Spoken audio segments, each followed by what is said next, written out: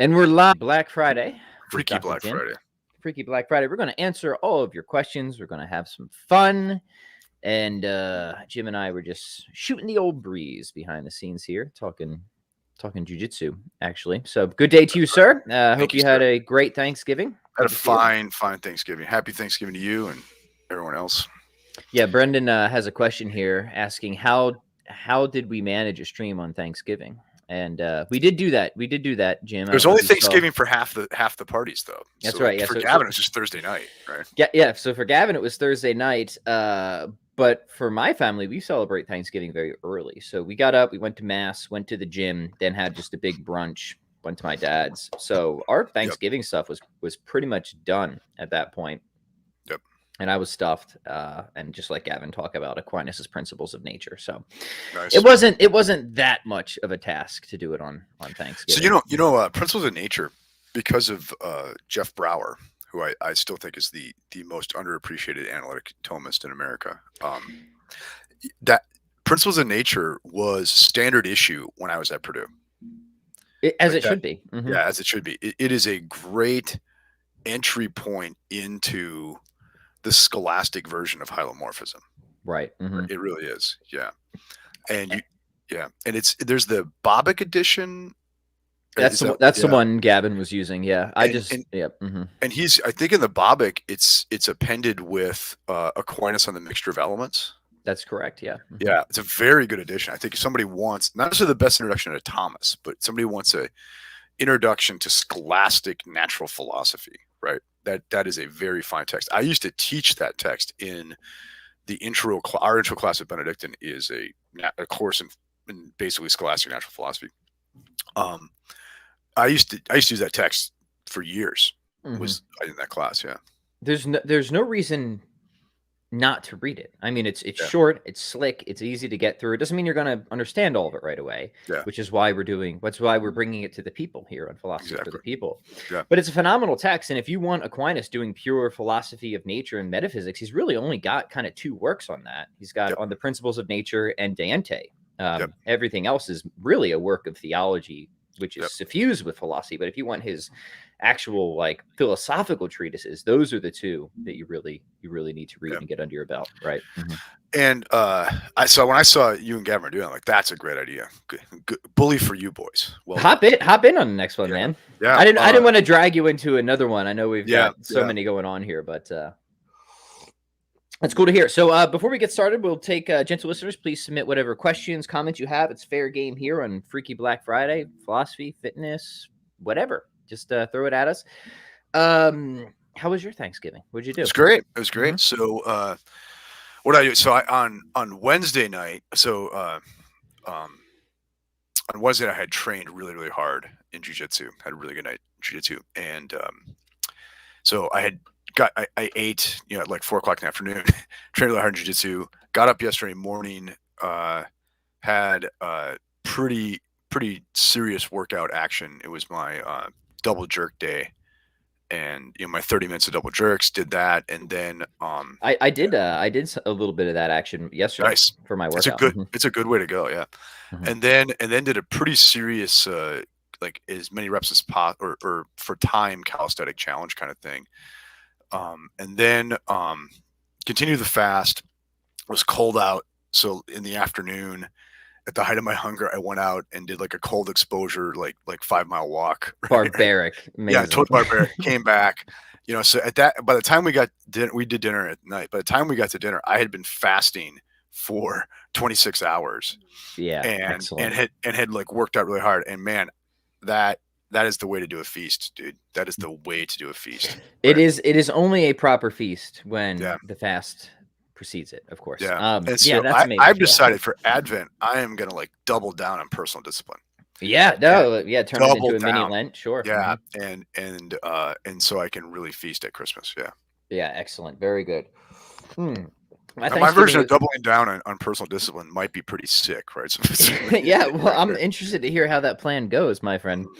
By the way, real quick, did you look at that little draft I sent you of that paper of the links between philosophy and jiu-jitsu? Yes, I like it quite a bit. Yes. Yeah.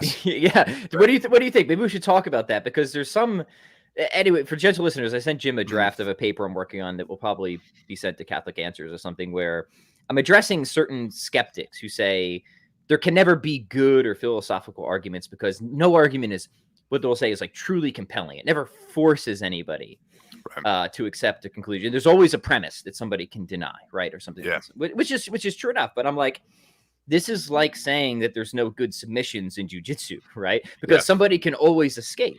They can. And people might think, well, that's not true, but they can, because they can just let their arm get broken, right? Or they could pass out. There's always a way to get out of something. The question is, what is it going to cost you and how much tension is being applied? So I'd just like to hear your thoughts on it. No, I mean, you can decide to be wrong, right? You just refuse to accept something, right? And I worry about this, a lot, where a lot of times what you see, and maybe we're all guilty of this, is you like a preferred conclusion of yours gets shown to be false based on your first principles, supposedly your first principles. So you go back and you revise the first principles, right? So really that conclusion was the first principle. It wasn't. It wasn't these other things. And I think that kind of ad hoc revision of our presuppositions goes on all the time philosophically. And I think it is to indulge sophistry. I think it is. It is. You're right. And that's a good arguments can serve multiple purposes. They can serve to expose that, for one thing. But to me, a good argument is one that picks out a tension.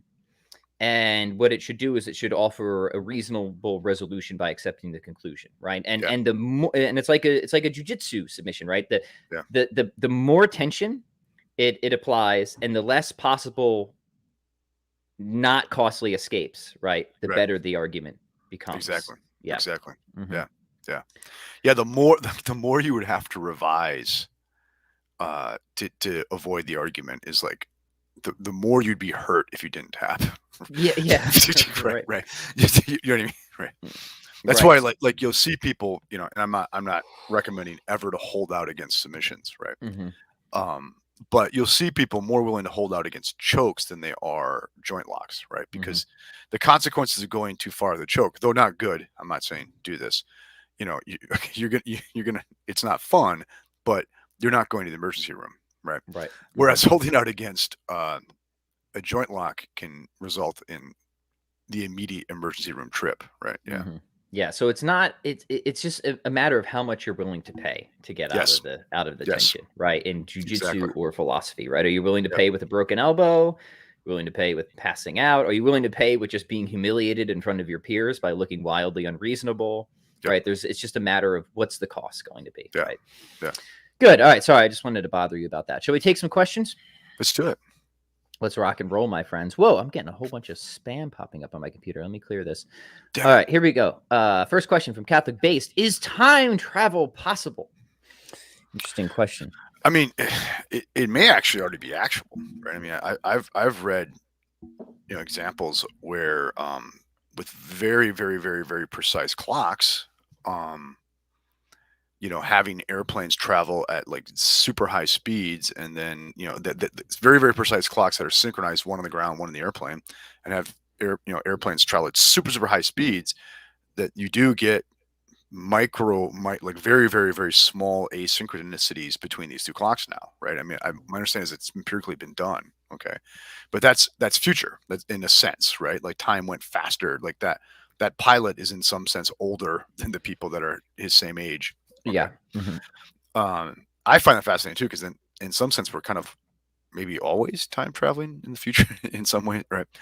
But the real question is time travel in the past possible? That's right? I think the heart of it, right? That's the heart of it, right? And there, there are paradoxes associated with it, but there's also, depending on your theory of time, some people have good reasons to think that it might be possible, in which case then the paradoxes have to be addressed. Like I will honestly say, I don't know.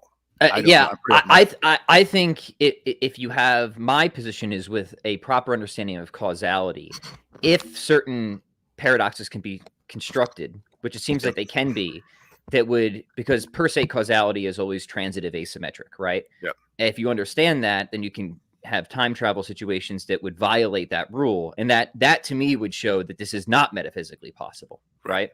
Right. Now, maybe there's some way of resolving those paradoxes. I haven't seen them, right? Right.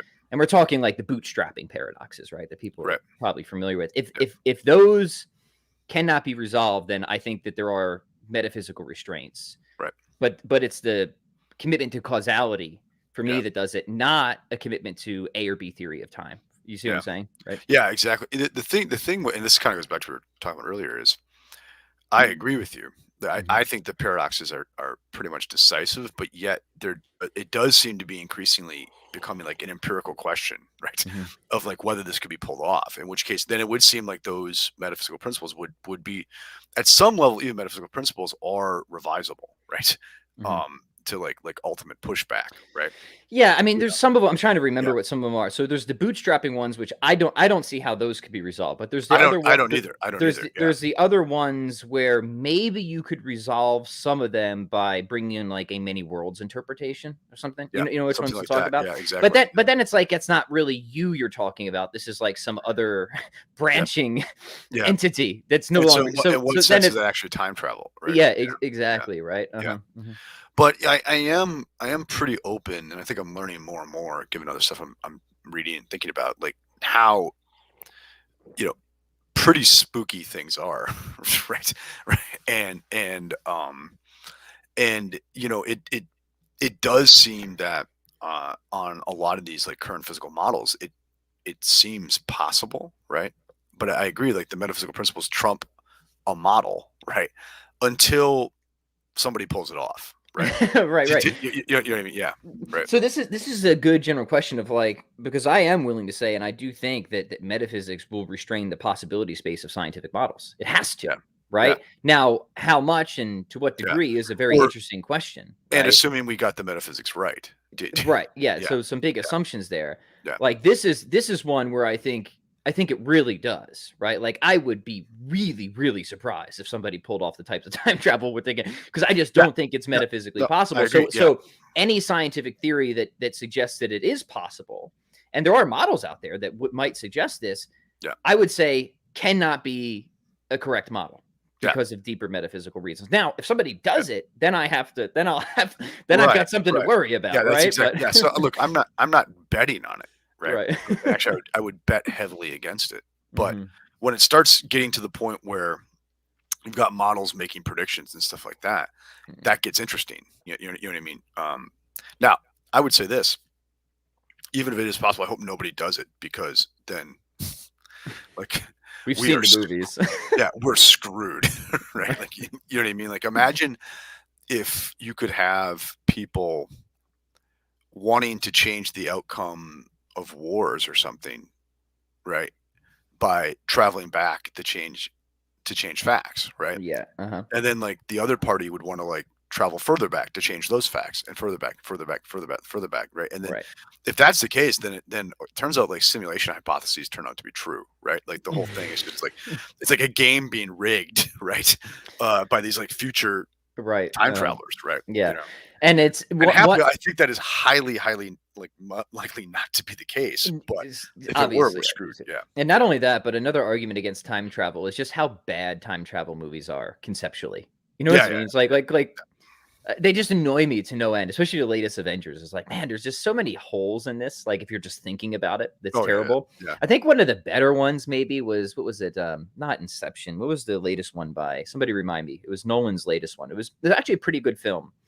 And there's some time manipulation going in there, but they don't like think about it too much. It's just like, and I think that's the better way to do it. Don't try and give an explanation here, Hollywood. You guys have right. It's just going to annoy. It's just going to annoy Pat Flynn. Hollywood does that anyways. Stephen King's 11/22/63. I bought it. It's pretty good on this. I bought it, but I haven't read it yet. Yeah. Okay, good question. Fun one. Next one is another fun one. Is it ethical to torture robots? Well, you can't torture them because they don't feel pain. So, you know what I mean? Right.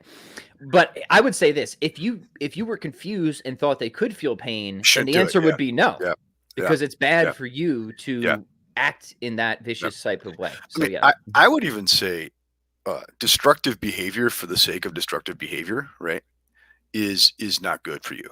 Absolutely. Right? So we can say, even though this question doesn't totally make sense, the answer is still no, definitely not it. Right. Yep. Very good. All right, next one's on Schopenhauer. I just saw one of these funny philosophy videos, whatever that means. Is Arthur Schopenhauer the darkest philosopher? It's an interesting question. It's been a while since I've spent time with Schopenhauer. I would say he didn't seem as dark to me in certain respects as people that came after him. Yeah. Well, and Schopenhauer has this view that ultimately art can play a sort of saving power for us, right? And so I would say no, he's not the darkest philosopher, right? He may be the grouchiest one, right? Like if you think it's the one of the he's got that whole get off my yard type of. Yeah, he really does. Yeah, like there's a I think it's the preface to the second edition of Will and Representation. He says something about how, like none of the reviewers bothered to read this thing, and if you've which is probably true. Which is probably true. Yeah, I mean, yeah, and I mean, I know how that works actually. Right? Okay, I've felt that too. Right. Okay, and he says, if like what's he say? We should read it on the air sometime because it's hilarious. He says there's two things you can do with a book. You can read it, and actually, like engage with it and learn from it and even argue with it, whatever, or you can like put it on your coffee table to impress your lady callers along with your poodle or something. It's like hilarious, right? You gotta love it when they get snarky every now and then. Yeah. Leibniz did too. He got a little snarky every now and then. Leibniz was a grouchy guy. Yeah, brilliant. All right, one more from Catholic Based here. Why did Heidegger say that only God could save us? Yeah, I have to be careful with that. He says only a God could save us. Heidegger pretty famously refused to. It's interesting. He said he refused to enumerate the gods, whether there was one or many, because he said it's up to the gods how many of them there are. Right? he couldn't solve the gap problem in philosophy, really. Yeah, or it was just for him. It was like this kind of act of like ultimate, like we need to be returned to kind of an ultimate reverence, right? So much so that we wouldn't even make a claim on God to say how many of them there are, right?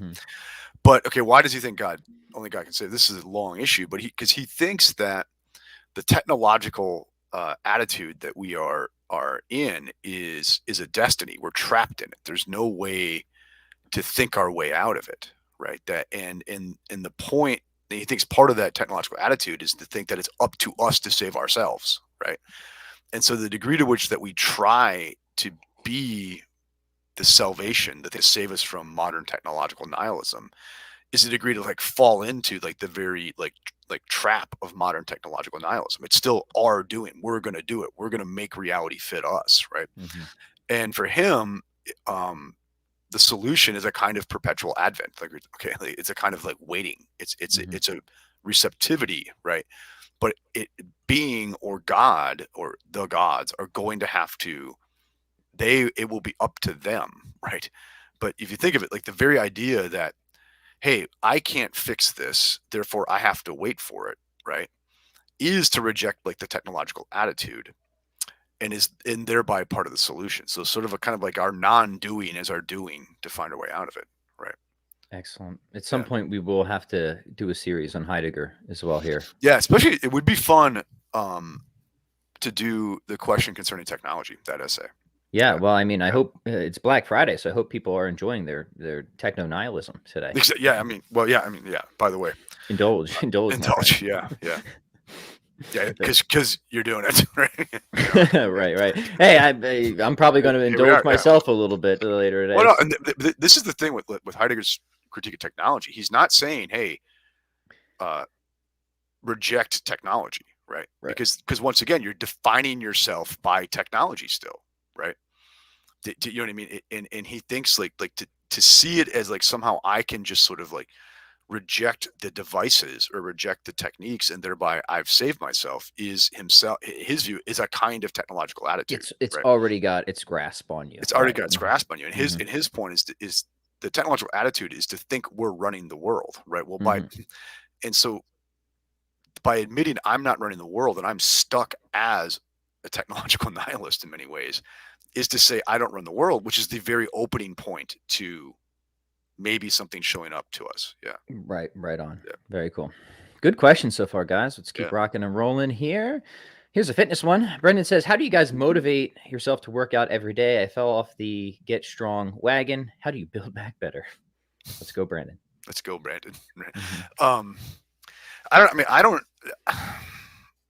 I do not have to motivate myself to work out every day anymore. I have to motivate myself to brush my teeth. Right. I mean, for me, it is not whether I'll work out, it's what I'm going to do. Mm-hmm. Right. And that's just long habit. Right. So really, like, how do I get the habit? Well, I don't, at the end of the day, there's nothing more than you can do than just when you don't want to do it, still go and do it. I have no other way. And like therein is like the mystery of human freedom, right? Like St. Paul, right? Like, why do I do the things I hate and I won't do the things I love, right? Okay. Damn it. Yeah. And at some point, like I find discipline really mysterious. I find it like one of the fascinating mysteries of human nature. Like, why is it that some of us can just say, you know what, I am not going to quit. I'm just going to get up and I'm going to do it. I don't care if it sucks. I'm going to do it. Right. And you could like look, maybe you could, find there was some way I was breastfed that led me to be this way or something, right? Whatever. Right. But I'm sure you could find outliers. You could find people who didn't have that background who still managed to do it. Right. So all you can do is, like, right now, if you skipped your workout, shut up, turn off the damn YouTube, go out in your backyard or the parking lot of your office and do 100 burpees. And do some swings. Just do it. Yeah. Yeah, Jim, your points are really good because, discipline is not something that's automatically generalized, right? We know people that are highly disciplined in one area of their life and complete slobs in another, right? Yeah. This is just not uncommon. Yeah. I think one thing that, because like now, I've got the habit of exercise, right? And once something is a habit, you've got that disposition. So I don't really have to like amp myself up to go work out. Yeah. Oh, look, there's some days when I am more amped up than others, but it's just the habit. The only thing I can really say is, like, you need to attach it to something you really give a damn about. Yes. That and I think for both of us, Jim, that first came from a source of great pain, right? Yes. It wasn't great pleasure or achievement at first. Later, I think we both became interested in what fitness can do for our martial arts and other things. But first, I gave a damn about really not wanting to be a fat slob anymore, right? Like I was like really like sick of being the chubby kid. I mean, we talked about our rock bottom moments on the other podcast. I won a wet t-shirt contest in early high school. Right. And for me, I gave such a damn about never wanting to be in that humiliating position again. Right. And that flipped a switch in my brain that come hell or high water, that is not who Pat Flynn is going to be anymore. Now, that was, of course, a greatly humiliating and terrible moment in my life, but great good actually came out of it, right? And then later on, it wasn't just trying to just avoid pain anymore. Now it was, I actually really enjoy this, and I really like what it does for me, and now I'm into martial arts, and now I see this as a way to enhance my performance to other things I really care about. So I guess what I'm saying is, like, it has to. Maybe you can care about the thing itself, but maybe you just love kettlebell swings that much. I mean, they're fine, but to me, it has to connect to something greater that you really give a damn about. 100%. Actually, I had a big rant on this on IJ's show once where I said, look, I think if your motive is you just want to look good to pick up chicks at the beach, I don't think that's going to work, because not long term. Not long term, because, like, it's a meaningful cost benefit analysis between, like, the plate of nachos or the chicks at the beach.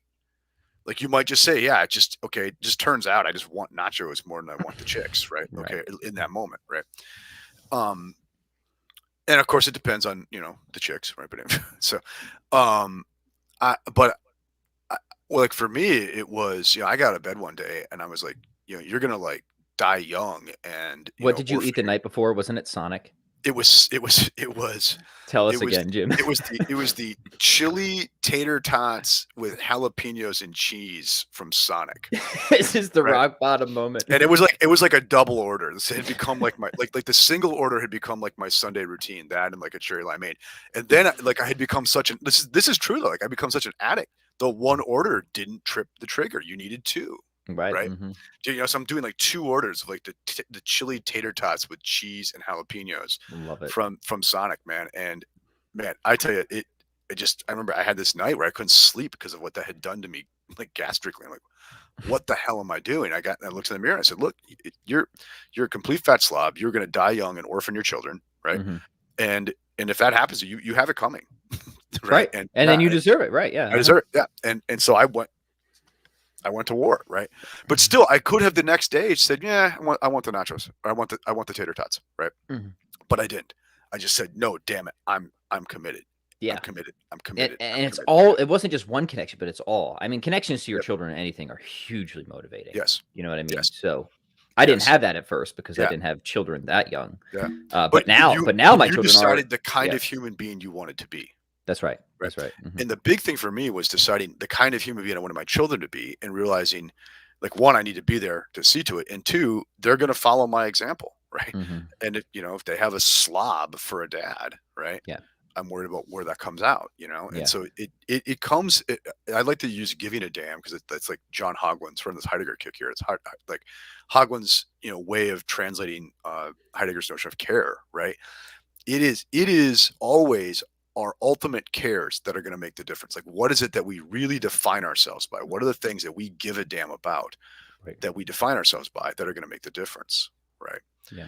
And I don't think like picking up chicks at the beach is enough of a care to really motivate you to go through the pain it takes to do this. It's got to be something bigger, something like a real commitment. Yeah, 100%. But I don't care what you're committed to. You got to every morning get up and pull the damn trigger, right? And I have no way to help you with that. Yeah, and then Brendan, if you want to send me an email, I'll just send you some good basic routines, man. Low barrier to entry, just to get you moving, right? And that's the key. Like, don't put more things in the way of success than need to be there. Don't make it complicated. Keep it simple. Get on an effective program. And this is something I actually go on about in Ageless Athlete that I think really screws people up. Is they'll see what, say, like they see like really hardcore like CrossFit workouts or something like that. Nothing against CrossFit, but as the example of what you should do to get in shape, right? And they think every time they go to the gym, it's got to be like that. It's got to be this like complete hardcore, beat down, magical moment, PRing kind of thing. And I always say to people, look, your workout doesn't have to be great. It has to just be. That's all it takes. And like, don't be afraid to say, hey, today I'm not gonna have much of a workout, but I'm going to do something, right? I think that's the key. Is like people, they set such a high bar of what, okay, I'm gonna go in every day and I'm gonna work out till I'm damn near puke, and I'm gonna like hit all these goals and all that. Great, but here's the deal: a lot of days it's not gonna happen, and you still should go to the gym, right? You still should do something. It just, the workout has to be. It doesn't have to be great. The great ones will come, but just do something.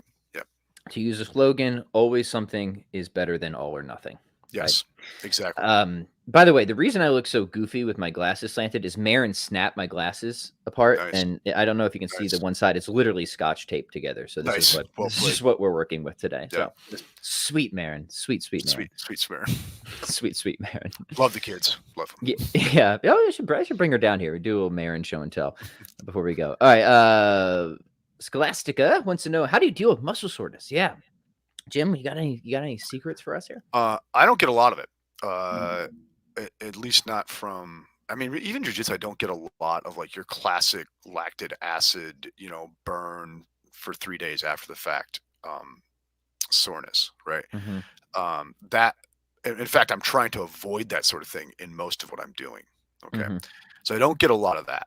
Right? Yeah, I'm with you. But I'll say that just in general, soreness, creakiness, day after training hangover kind of stuff, I find just a good, simple 10-15 minute yoga mobility thing in the morning. It makes so much of a bigger difference than people realize, right? Yeah. Like, I think people don't realize how bad they feel, right? Until they do that. And until you feel better. That's right. Until you feel better. Yeah. And so, now, man, I am very, very committed to just some kind of yoga, stretching, mobility work every morning. Right. Yeah. So I same or similar things. I don't do yoga, but I do a lot of just mobility work with kettlebells and body weight stuff. In fact, I love just the basic jiu-jitsu warm-ups, like egg beaters with the hips and stuff. Like, that's amazing hip mobility work, right?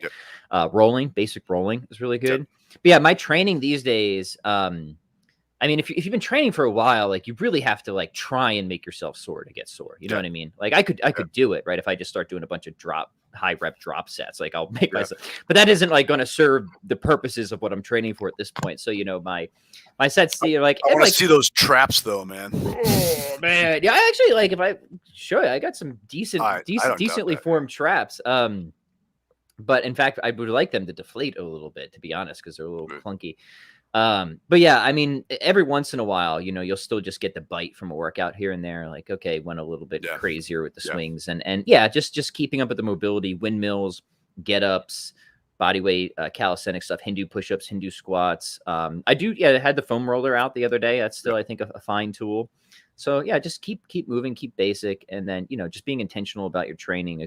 Unless you're like really trying to lay down the muscle tissue and doing a lot of the bodybuilder type stuff, I would argue that your training doesn't need to, and probably more often than not shouldn't make you all that incredibly sore. Exactly. I agree. Anyways, right. Mm-hmm. And also, by the way, Onnit has like a $10, like very good, just basic mobility program that I think if you're utterly like clueless on how to like develop in that way, I recommend that.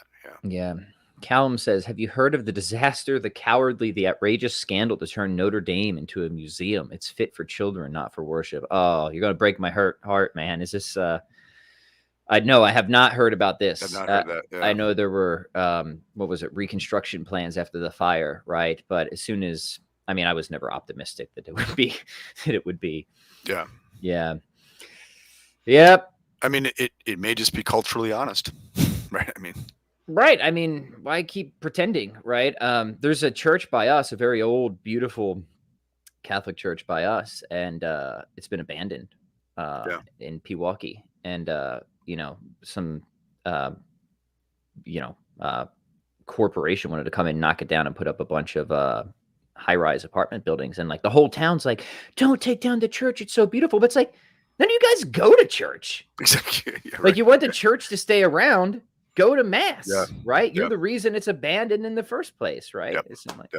So, like, as much as I want to fight for the church, right? I want it to be for the just a building, right? It's kind of missing the point, right? Yep. Mm-hmm. Anyways, Nicholas says, "What do you guys think about Blessed John Duns Scotus and his philosophy?" Yeah, I'm a fan of Scotus generally. Haven't spent as much time with him with Thomas, of course, but yeah, some of the Scotistic. In fact, I was just rereading Matthews Grant, who borrows some various thoughts from Scotus in one of his recent books. So, look, so let's say you're a Thomist, right? And is it like your worst nightmare that your kids are going to grow up to be Scotists? No, right? You know what I mean? I think disagreements between Scotus and Thomists are these are disagreement. These are like literally internecine struggles. Like these are disagreements between reasonable people, right? Yep. Excellent. All right. Donut Hole says, do you think Nietzsche was right in saying that Buddhism is a type of nihilism? No, not because Buddhism is a broad camp, right? Yeah. I don't remember this reference from Nietzsche. Maybe you do, Jim. But if that's what he said, it's highly unnuanced, right? There's just different camps of Buddhism that have many different commitments in terms of how they think of the human person, and even if and whether there's an afterlife and what that looks like. That it would just be far too quick to just now. Some schools of Buddhism, I think, very much do border on a sort of, I would call it like a poetic nihilism. You know what I mean? Yeah. Like, it's like, okay, you guys kind of are nihilistic, but you phrase it in ways that makes it seem not so bleak. But that's not all Buddhism. Mm-hmm. We have to attend to what Nietzsche means by nihilism, and he doesn't just mean pessimism, right? What most people mean by nihilism, they mean pessimism, right? That like I think a lot of people think what nihilism is the idea that life doesn't work out very well, right? And that's not what Nietzsche means by nihilism. What Nietzsche means by nihilism is it is the denial of the value of the real world of like concrete experience, like the real world that we live in as organisms, right? And that's why he sees Christianity as a form of nihilism. He sees Buddhism as a form of nihilism. He sees like he would see like our modern consumerist attitude, right, as a kind of nihilism. Okay. He sees all these things as nihilism because none of them really value the, like what he calls they don't ask us to be loyal to the earth, as he says in Zarathustra, right? Which would mean not they either see the earth as something to be consumed, or they say the earth isn't enough for us. We have to find our meaning somewhere else. Okay. And like what ultimately is Buddhism, in some of its variants, I'm not an expert on this. It's like it's this denial, right? This denial of emotion, of passion, of of the tragic sense of things, right? For the sake of this overcoming it in a nirvana, right? Okay, and it's that sense in which Nietzsche would see Buddhism as nihilistic, right? Not just like its pessimism, not just its denial of afterlife or something like that. But it's escapism, yeah. Right? Yeah. And moreover, it doesn't allow you to like really love anything, Nietzsche would say, in the concrete sensuous world. And this is his critique of Christianity and Platonism and all these things, that he thinks that they deny us the love of anything in the concrete sensuous world, right? Yeah. Okay. And say what you will about that, okay, but it's not, so when you worry about like Nietzsche's critique of Buddhism as nihilism, it's the same critique he says about the Enlightenment, right? And Christianity and Buddhism and Platonism. They're all of a kind for him because none of them allow us to be like really, really committed to and passionate about and loving the concrete sensuous world. Yeah. Yeah. And he's just wrong. Yeah. About certainly, yeah, we would say, I would argue he's wrong about not just Christianity, but Platonism as well in that respect. But that's an important clarification on what he means by nihilism. And that links to the next question, which brings up Schopenhauer again. Scholastica says, do you guys have any thoughts on Schopenhauer and his philosophy? We kind of shared a few just a little bit ago. Good, grouchy old man, get off of my yard type of thinker. Like I said, it's been a while since I engaged with Schopenhauer. Like we're talking like early college, so I just do not have his work fresh on my mind in any significant respect. Yeah, I mean, I think you remember, Pat. I went back through the World's Representation. Was it last winter? I think it was. So like this time, and Schopenhauer was a very important thinker to me, and I think Schopenhauer's critique of Kant is extremely important. I think his aesthetics is extremely important. Ultimately, we should see Schopenhauer as a kind of Platonist, in my view, right? And I think that's very interesting. So, I think Schopenhauer is a very important thinker. I think he ought to be read, right? But yeah, I mean, that's a very big picture, right? Read him. Read the damn book. Read the damn book. Yep. Yate says, what should I do to deal with my inner atheist? Because sometimes this feeling just pops up unexpectedly. Yeah, good question, right? What do you do when you're just struggling existentially with doubts? Jim, what sort of advice? And if we're being honest, like we all have this, right? Yeah, and I guess I also want to know, like what do you mean by your inner atheist, right? Is it your your like worry about, because once again, a lot of our questions we get, I think, are always not always, many of them are confusing, like commitment to a particular organized religion as opposed to theism, right? Okay. And if you're worried about your commitment to a particular organized religion, well, yeah, that's an act of faith, right? And you know what I mean? If it wasn't dubious at some level, it wouldn't be an act of faith, right? So that is like perfectly normal, right? Okay. And now the question is, like, in terms of theism versus atheism, are you seeing your theism as an act of faith? Are you seeing it something that is, the product of some kind of rational demonstration? If the latter, and you're feeling doubts, right, then it's time to revisit the arguments, right, and ask, like, what not just your feeling, but what's the actual reason you're having for these doubts? Does that make sense? Yeah, of course it does. Yeah, I'll say a few things about this, right? I've said it before. I'll keep repeating it to the point of it being annoying. The reason I'm a theist is because I'm not a radical skeptic. Those to me are the options, right? But when like you know, like the ceiling questions, right? The stuff that keeps me staring up at the ceiling are questions not between theism and atheism, but whether reason has any grip on itself or reality at all at times, right? Like to me, it really is that radical, right? Which of course, you know, radical skepticism is not, let's make it clear, is not atheism, right? It's just radical skepticism. Right. So to me, like if we're just kind of talking personally, those are always the more, I guess, haunting, interesting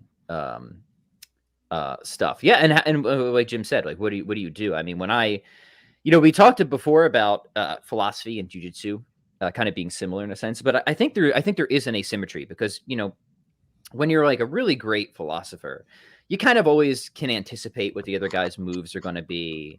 And, you know, sometimes you even lure them into making certain objections like you would do in jujitsu or any martial art, right? If you're really great and you're always like 10 steps ahead. The difference to me is this: in jujitsu, there can always be a better opponent. But when I'm being honest, when I look at philosophy of religion, that is not the case with theism and atheism. I mean, I think it is night and day clear. Like theism just so far outstrips atheism in its rational plausibility. It's almost ridiculous, right? And not every position is like that. Now that might seem like a horribly arrogant or condescending thing to say, but as somebody who's spent many, many years in the literature on this, like if you go to the so-called end of the peer-reviewed rainbow, I just think it's like, I just don't think the God question is the most difficult question. I really don't, at least not anymore. It was difficult for me at some time. I think there's many other questions where it's like, okay, now there's more moves to make. And, you know, you keep going back and forth and back and forth. I don't think that's the case when it comes, like, I think theism is decidedly decisive in terms of the metaphysics, in terms of the cumulative case, in all of that. So I think what I'm offering there is like, if you do the work and you roll up your sleeves and you go to the end of the peer-reviewed rainbow, I think you should have a lot of confidence. I think you should, and I think you should not be afraid to do that. See, so I am not even interested in the article industrial complex at any level anymore. Like, I know you're not. I'm not even interested in like going to the end of the peer-reviewed rainbow anymore. In that, if you look at the founding texts of anything we can recognizably call philosophy, the question was not whether there is a God or not. It is the question of what is it. That's right. Figuring out the nature of God. Figuring out the nature of it and what bearing it has on us. Right. And so that's why, you know, I mean, I'm not terribly interested in natural theology. I don't feel a need anymore. I have been in the past. I don't feel a need anything deeper than Plato and Aristotle's reasons, much of which are implicit, really, for thinking that there's deity, that there's divinity, right? It's funny, man, because I just reread Leibniz's ultimate origination of things. I'm like, this guy's right? He's just right? I mean, it's like, yes, there's been millions of responses to Leibniz, but at the end of the day, like, you just still read his basic contingency argument, and you're like, this is right. And once again, it cannot possibly be the case, I think. So it can't in any probability be the case that if there is divinity, right, the only way we could have certainty about it rationally would be, you know, to go down the rabbit hole of the article industrial complex, right? Do you see? It just seems to me like, really, you think that like we have to get to variance of S5 to know divinity, right? No way, right? You know, I mean, as much as you know, I love to play those games at some level. Right. I've come to the conclusion these are games, right? But could you have? This is because I agree. Yeah. But would we have come to that conclusion if we didn't go to the end of the rainbow, wherever it was at the time? You see what I'm saying? Yeah. So like, what I'm getting at is like, yes, that's absolutely true. But would I advise myself back when I was 18 or 20 to not do that 10-year? You know what I mean? Yeah. I'm not right? Yeah, I'm not sure that I would advise myself to do that again. Right. And if I had been better trained earlier, I might have not done it. You know what I mean? Right. Yeah, no, it's a sincere question. It's a sincere question. Right? Yeah, exactly. Yeah. Right. I do think though that there is something, this is your point, that said that like there are ladders you have to climb for the sake of pushing them away. Yeah. Right. Yeah. Interesting question. I hope that's helpful to you, Yate. I've just been thinking so much more about especially Catholicism and epistemology lately. And I just like, dang, man, there's just such a good fit between if you get a good epistemology and a human anthropology, and you understand the need for tradition and institution and how essential this is to human nature and knowing, like, it just really makes sense that on things that are also really essential, there might be some like infallible charism on that. You know what I Yeah. mean? Yeah. Like it just fits like Yeah. really, really well.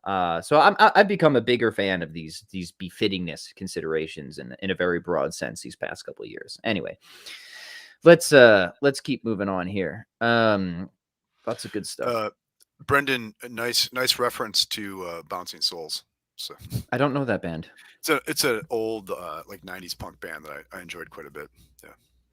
As similar as we are in some musical taste, Jim, we do diverge Yeah, we quite a do bit. diverge. Yeah. Mm-hmm. All right, I'm sorry. I'm just such a damn Gen Xer. All right, who's your top 3 '90s punk? Oh, punk bands. Yeah. Okay, so I like a lot of the British Oi stuff, like The Business, Sham 69, um, early Dropkick Murphys. I like the Murphys in general, but the early They're fun. one, Mm-hmm. when Mike McCougal was still the lead singer, Mm-hmm. and his band Street Dogs now, right? It's that those first few albums when Mike was still leading the band, when they were a oi punk band at that point, right? Now they're basically a rock and roll band, which they're a great rock and roll band. But the early stuff like Third Man In, that stuff, that I think that was like one of the high points of like oi punk. Yeah. It would have been fun to have you on the stream I just did with Eduardo and Alex because it was all on music. It was really We'll cool. do that. We'll do another one of those. It's those are just self-indulgent streams.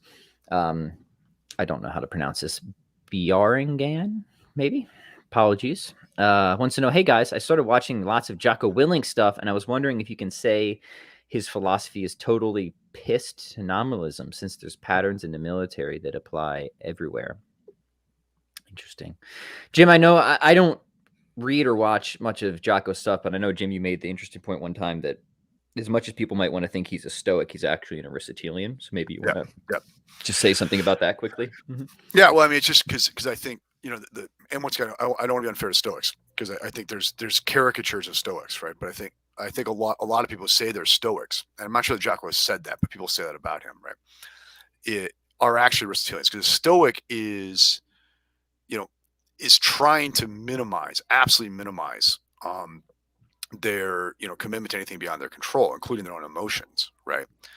And whereas an Aristotelian thinks emotions are not in and of themselves bad things, but they need to be cultivated and managed so that they can be applied in the right situations. And for an Aristotelian, there is a perfectly good place for rage, right? There is a perfectly good place for rage. There's a perfectly good place for just some good old Eros, man, right? You know what I mean? Some fun loving, right? Okay, there's a perfectly good place for this stuff, right? And so it's not that like the emotion has to be like distanced and checked away from always. And actually, sometimes they were going to say you should just let yourself be in it, right? Because that's what's appropriate at this time, right? And I take it Jocko is a man who can have a righteous rage, right? And sees as right. I think he's probably a guy who could have some righteous eros, right? And have some those sorts of things, right? And that's why I think like he's probably more Aristotelian, who sees emotion as something to be balanced and cultivated and applied, not something that we need to distance ourselves from, right? Right. I was trying to pull up a quote from Aquinas, who essentially says the exact same thing, but it has I can't find it on my phone, so that's how it always goes. All right, next one. Oh wait, sorry, missed one. Nate wants to know, Jim, how, if at all, have your thoughts changed on philosophy of mind since our first interview, which Jim I think was like almost or like a maybe year to even the day, a year to the day now. Yeah, man, it's crazy. Oh man, I'd have to go back and look. I think probably not that much. I think my views and philosophy of mind have changed in significant ways since my first book, right? And for me, my philosophy of mind is I hope like an ever-moving recovery from Cartesianism, right? And that's what it is. It's like Newman's like ever like or constant need to recover from liberalism. That's how Newman feels about that, right? Yeah. Yeah, that's funny. I you know what? I want to go back and re-listen to that first one. That I should go. That'd be fun. It'd be a interesting question. Yeah. And we're you know what? And we're gonna do hopefully soon here just an introductory episode on philosophy of mind as well. So keep an eye out for that. Maybe next week we'll go ahead and uncork that. That's easy to do. Yeah. Let's do it. All right. Brendan has double so header here. Time for like one or two more here. All right, let's do one or two more. Well, we'll do Brendan's here, and then you can pick the last one, Jim. He says, is philosophy the highest form of knowledge, and how would you defend philosophy as a discipline against those who think that it's useless, such as Dawkins? Let me take the latter first. Aristotle and Plato define philosophy as precisely useless. So, okay, right. So I'm not too worried about that, right? Granted, right? Yeah, but let's qualify what they mean by useless. Yeah. Yeah, I mean, well, in some ways, though, I don't think it's that much different than what Dawkins is saying, right? I mean, if you're looking for basically because we have a visitor. Hey, how you doing, Marin? Is that Marin? Yeah, I can't see. Yeah, this is the one who broke my glasses. Can you say hi? Sorry to interrupt the question. Oh, it's fine. No, it's that basically like someone like Dawkins is confused scientific understanding of the world with technology, right? Like, do you know what I mean? Like he sees the world solely in terms of what is experimentally manipulable, like what can be managed and used, right?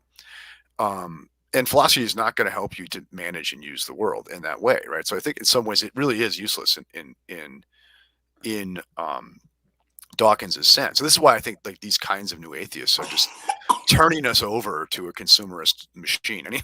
Okay, right.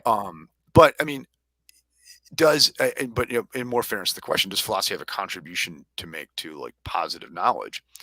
Yeah, I believe it does, right? And I think that like the Dawkins types who think like it's been replaced by this other discipline, I think they're deeply misunderstanding the history of science. Okay, right. And I also think that they're not seeing like the kind of ultimate incoherence of the kind of ungrounded naturalism that they're attempting to have. That's right. That's right. Yeah. So thank you for joining us, Marin. This is our youngest, by the way. Yeah. You broke my glasses. This is why it's all goofy like that, huh? Yeah, I mean, like if it's just scientism, we already know the issues with scientism, ontological or epistemological. We've rehearsed those a million times, but like, I guess there's a couple ways that there's like kind of two major rival views, right, Marin, on philosophy and science. One is that whatever else philosophy does, it does it on the outskirts, and it will eventually be overtaken by science. It doesn't contribute anything significantly useful. And of course, like that always reduces itself to the problem of scientism. It's always either trivial or self-defeating. It's going to be trivial in as much as it just expands the definition of science to essentially include philosophy, right? In which case, okay, there's not really a problem. Or it's going to be self-defeating in as much as it's going to be making a philosophical claim that it cannot substantiate according to its own restrictions, right? And the other view, I think is the right view, is that philosophy and science are as distinct, if not more distinct, than as the different sciences are from themselves. And that there are distinct sets of philosophical questions that have properly philosophical answers that we can know with either high probability or certainty, right? Metaphysical questions, ethical questions, questions about the nature and condition of knowledge, right? These are not properly scientific questions, and they're all foundational. Philosophy is the only discipline that can interrogate its own foundations fully, right? Science, in just the common understanding of the hypothetical deductive method, comes full of assumptions, right? About the world, about the enterprise itself, that it cannot justify, right? And even in the findings of science, we need ways to make conceptual sense, and that's why we have philosophy of science. So anybody who says it, the pinky raising response that Jim gave is correct, right? Oh yeah, it is useless, right? Like that is the good response. But really, fundamentally, Dawkins is just an idiot, right? When it comes to this stuff, he really just doesn't know what he's talking about. Mm-hmm. And the thing also is, I don't like to think of philosophy anymore in terms of disciplinary terms that have been imposed on us by the structure of the modern university, right? Mm-hmm. Okay, it is not an academic discipline the way, like,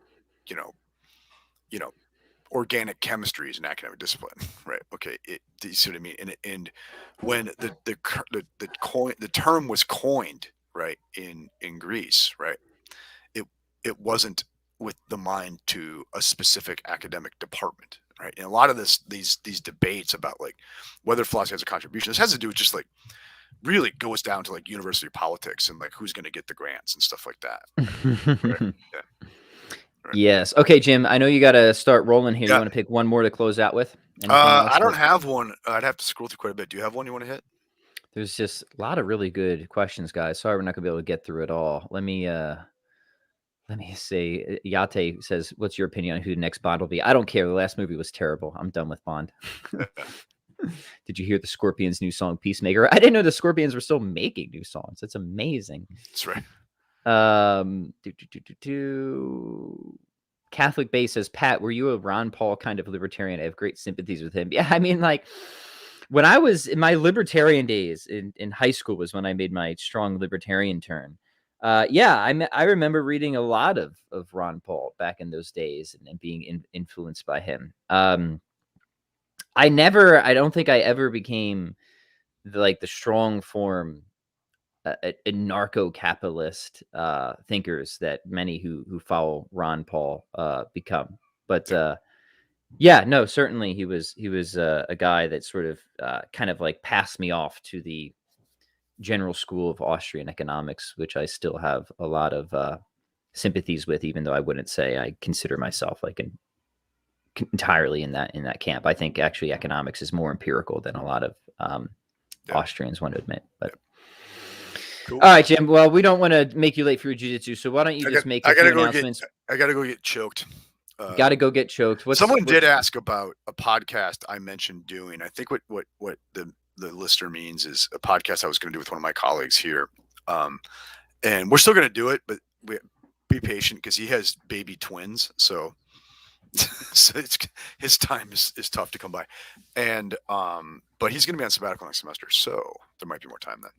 Sweet. Well, looking forward to that. All right, gentle listeners, we will be back with you maybe Monday. Are we doing Marxist Monday with Marcuse again? Yeah, I like the Marxist Monday now. Like, right. Nice. All right, Jim. Then eventually we'll have Wittgenstein Wednesday or something. Yeah. We'll figure out. We'll get the alliteration going. All right, guys. Thanks for tuning in. We'll catch you next time. Peace.